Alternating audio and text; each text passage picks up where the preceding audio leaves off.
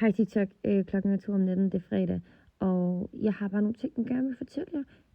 For det første, jeg har 3 ting. For det første, hvis jeg var en dreng, så havde jeg vokset det sygeste mustache og intimideret alle mennesker. Hvorfor filen har drenge derude, der ser med? Hvorfor vokser I ikke en mega sej mustache?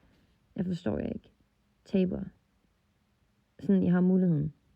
Jeg sværger, jeg vil have det sygeste. Det skulle gå hele vejen herude over mit hoved. Nummer 2. Jeg kan ikke forstå, hvorfor folk de bor på Fyn. Sådan, bro.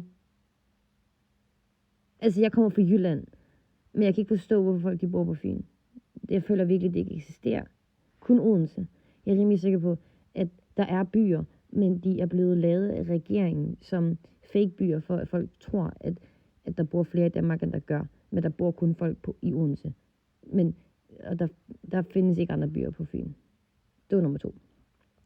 Nummer 3. Jeg synes, at sjællænder lyder så arrogante med deres accent. Og jeg synes bare, de skal holde deres mund. Jeg er færdig med alle sammen. Jeg er færdig. Det var faktisk bare det, jeg vil sige, tror jeg.